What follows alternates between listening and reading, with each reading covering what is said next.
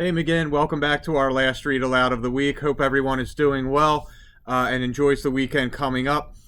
For today's read aloud, I thought we'd go with something a little bit light. This is a book by Adam Rubin, and it's called Those Darn Squirrels. Here we go.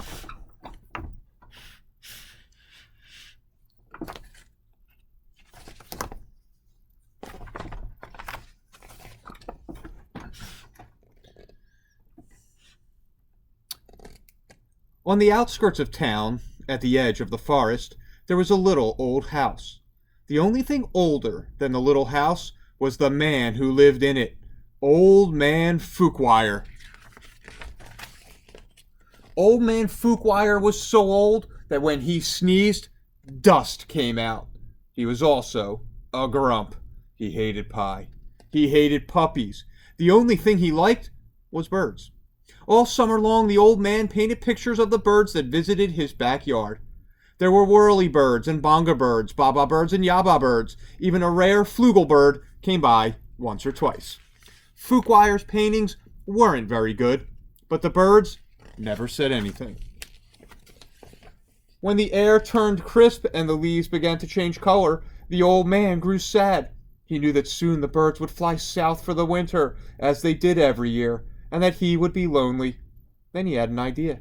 If he fed the birds, maybe they would stick around. So Old Man Fuchswire built beautiful bird feeders and put them up all around his backyard. He filled the feeders with delicious seeds and berries, and soon birds came from all over the forest just to eat in the old man's yard. But the birds weren't the only ones who liked the bird feeders. The squirrels did too. Not many people know this, but squirrels are the cleverest of all the woodland creatures. In fact, they're fuzzy little geniuses. They can make a house out of a tree, a bed out of a bunch of leaves, and a box kite out of twigs, dirt, and squirrel spit. They are also excellent at math.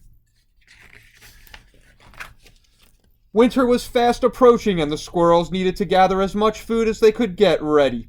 So they decided to take some of the bird food.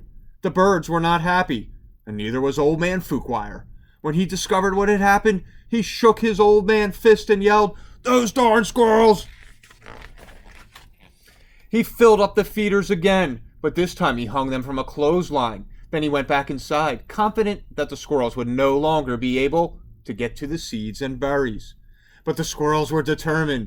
They devised a plan, and this time they took all the food from the bird feeders. The birds were furious. "Humph, humph," yelled a bonga bird.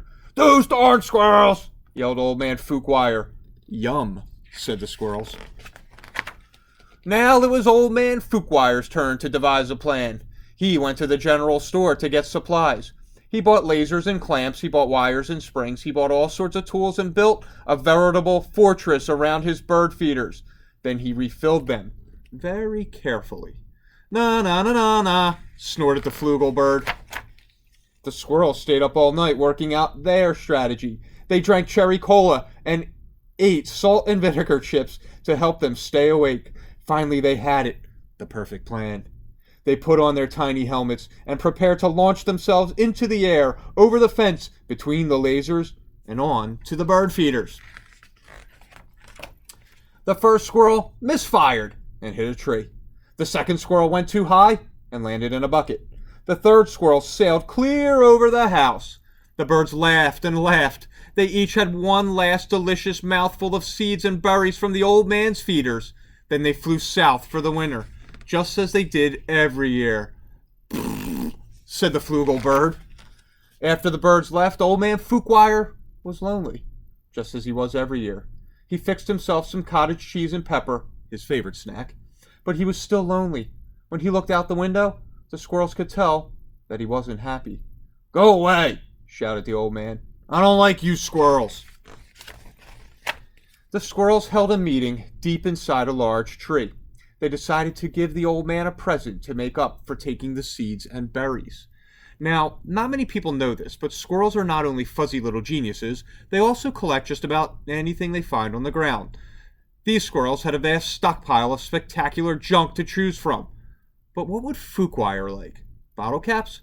Popsicle sticks? Postage stamps? Finally, they had it. The perfect gift. The squirrels stacked all of their loose change on Old Man Fuquwire's doorstep. There were dimes and pennies. There were nickels and quarters. There were even a few tokens from Coco's Arcade. It all added up to $47.36, plus a few rounds of skee-ball. "Maybe you squirrels aren't so bad," Fuquwire said when he found the coins, "but I still like birds better." This gave the squirrels another idea. They raided their junk collection again and got to work. When Old Man Fuquwire woke up the next morning, he was amazed to see that the birds had returned. But wait, those weren't birds. They were squirrels in disguise. "Great googly moogly," said Old Man Fuquwire. "This'll make quite a painting." He ran outside and took down the lasers and the wires and the spring-loaded trapeze. He turned all the bird feeders into squirrel feeders. Then he painted until his brush ran out of bristles. The squirrels were so overjoyed, they had a party in Old Man Fuquwire's house. "Those darn squirrels," said Fuquwire, and he shook his old man fist and smiled. So I hope you enjoyed that read aloud, McGinn. Just a fun book, just very nice little book to take us into the weekend. Hope you have an awesome weekend, and we'll see you back here for more read alouds next week. Take care.